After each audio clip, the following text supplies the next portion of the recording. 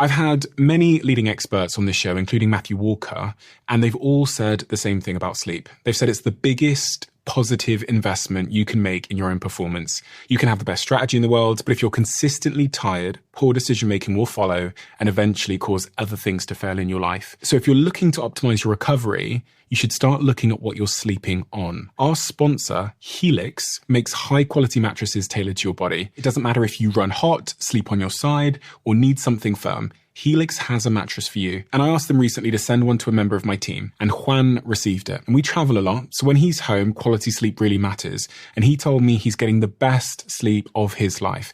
And the data backs it up, with 82% of people in a Helix study saying they saw an increase in their deep sleep. And with a 120-night trial, you've got 4 months to prove it to yourself. You can get 27% off at helixsleep.com/diary. That's helixsleep.com/diary.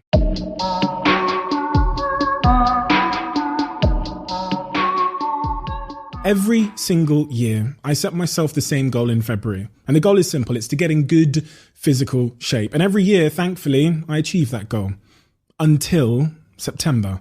And by October, my motivation to work out, to eat well, and to be healthy seems to transform from this tangible object that I can hold on to sand slipping through my hands. By January, the following year, all hell has broken loose in my diet. I'm basically fat compared to how I usually am. My energy is lower. My sleep isn't as good. I just don't feel my best anymore. Then February comes around again and March comes around and I set myself the same goal to get in shape and the cycle repeats itself. This has happened to me, I'd say, every year for at least the last 5 years in a row. And I've not been able to understand from a psychological perspective why this is happening. And with all things in life, until you become conscious of what's causing you to behave the way that you are, you're merely just a puppet. And the puppet master remains this unknown force, this experience you had at some point, a facet of your psychology, one that usually doesn't have your best interests at heart, one that usually can't be trusted. A puppet master that certainly isn't working for you. He's working for your insecurities or for your ego or for trauma that you've experienced. The same cycle, unfortunately, started to repeat itself this year. I started the year fat. January time, I was pretty fat compared to how I usually am. Walking, can feel the little rolls on my belly shaking as I walk, and I'm wearing slightly baggier clothes. By August, I was in the best shape of my entire life, right? Because of an obsessive focus on the gym. I was going 7 days a week. I was calorie counting. One day I did 5,000 calories. And by September, my motivation started, as it always does, to just fall away. I noticed that I wasn't charging my Apple Watch anymore. I noticed that I'd started to miss the gym. I started to eat junk food again. This lasted for about 2 weeks this year.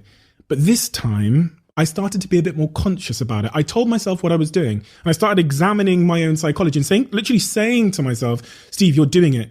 That cycle is repeating itself. You're eating shit. You're lacking motivation. Fortunately, I've just written a whole chapter on the topic of motivation for my upcoming book.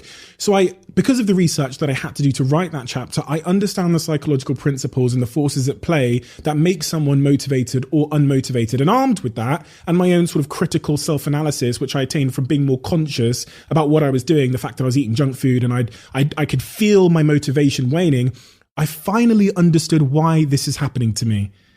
Maybe this is happening to me isn't the best way to describe it. Why I'm doing this to myself or not doing things to myself that I should be doing. And, touch wood, I finally overcome it. It's November and I'm still working out for the first time literally in my life. I'm still eating well and I'm still focused on my health goals. And this is the first year ever that I can remember in the last 5, really in the last decade, where I've been just as committed to working out now and to being healthy in my entire life than I was during the summer. So let me tell you how I did this and let me tell you what I understood about my own motivation, because I know it's going to speak to you in your own way. Let me rewind. Every year around February, March, I say the same thing to myself and I set myself the same goal. Let's just stop there, right? And take a look at what I just said, because there's a real clue in that first sentence. Why does this goal pop up in March? The answer, quite an obvious one, because summer is on the horizon. And you've got to ask yourself again, you've got to criticize yourself there and say, well, why does summer matter? Well, because, summertime is a time where we wear less clothes, we're a little bit more vulnerable, our bodies are on show more. And then you've got to ask yourself, okay, so why is that relevant? Well, it speaks to the nature of my motivation. My motivation wasn't to work out. It wasn't to be healthy because I want long-term health benefits or to feel great about myself. As embarrassing as this is to admit, my motivation was so clearly to look good for summer. Let's just break that down a second. Look good for summer. Looking good as a goal is measured by just one thing: the public's opinion of me, ladies' opinion of me. That's what we call an extrinsic external goal. Success of that goal will be achieved when the public think I look good. The next part of that sentence, right, was for summer. The next part of my goal was for summer, which is a measurable time frame. So once summer is over, the job is done. So the motivation behind that goal was both extrinsic and held within a time frame. So when I dropped that social media pic of me topless in Mykonos or wherever I went this summer, Mykonos and Costa Rica, looking good during summer, and when I got the compliments, the likes, the followers, the praise, and when summer passed, unsurprisingly, so did my motivation. Job done. My goal, my reason, my why was attached to summer and also public opinion, and both had been fulfilled.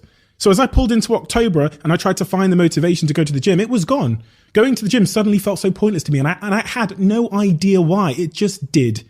Even when I managed to get to the gym, my workout was quite honestly pathetic. It was short. It was like 25, 30 minutes of me predominantly texting, and I didn't know why. I just thought I wasn't feeling great. Like a boat that had suddenly been unanchored, I was now just drifting unconsciously without intention or real motivation or without conscious realization into the winter months, into bad habits, into Fat Steve.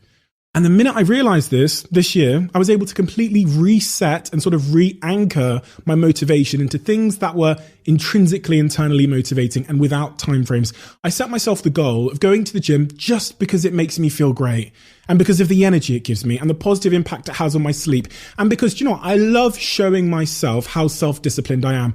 I get a real weird feeling of joy by going to the gym on a day when I feel like shit, because for me, that's kind of overcoming my mind, right? It's like beating the negative or the weaker parts of my mind that are trying to dissuade me from doing something that's in line with my long-term values.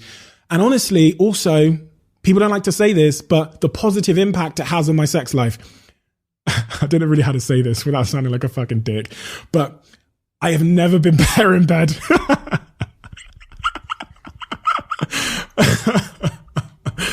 and just generally how good it makes me feel all year round. All of these things have no finish line. They're not extrinsically or externally judged by the public. They're the opposite of the extrinsic short-term goals I set myself in March. They're intrinsic. They are never ending. They view life not just as a bunch of recurring seasons, but as one season from now until the day that I die, the season of life. And that is a season that it's incredibly valuable and important to be healthy and to look good for. As James Clear says, you know, we tend to believe that we'll be more successful or happy or prosperous if we put more intensity into our lives. You know, like the intensity that I showed in March every year in the lead up to summer, you know, like crash diets and sprinting towards our goals at the expense of everything else, staying up for weeks and weeks and weeks on end to revise for that exam. But the truth is, we don't need intensity if we have a little bit more consistency. Had I just stayed in good shape in September, October, November, December, and January, if I just gone to the gym maybe twice or 3 times a week throughout that period and avoided a bit of, you know, the junk food, which I binged on periodically through that period, I wouldn't even need the intensity for the rest of the year. I wouldn't need to starve myself, obsess over my diet and go to the gym 7 days a week, sometimes twice a day. In fact, intensity for me is often a sign that we lacked consistency in the past. And I think, and I've said this a couple of times in this podcast before, but until you know, right? And this is not easy. I'm going to make this sound like it's an easy thing to do, but it requires the same sort of critical self-analysis and that I've demonstrated there. What you would have seen from what I just said is I interrogated my rationale. So I said, you know, why do I always get motivated in February and March? And then I said, well, because, you know, summer's around the corner. And then why does summer matter? Well, because other, you know, extrinsic reasons. And if you go down that rabbit hole with humility and with the attention of not defending your ego, but finding the truth, then you might understand what's motivating you. But until you know what's motivating you, you won't know where you're going or why you're going there or who's steering the ship? What force in your life is steering that ship? And I'd predict that 99.9% of your motivations are misguided or somewhat unconscious. You don't really know why you're doing what you're doing. I think most of the time, you have no idea what the driving force behind your behavior is. The same applies for me.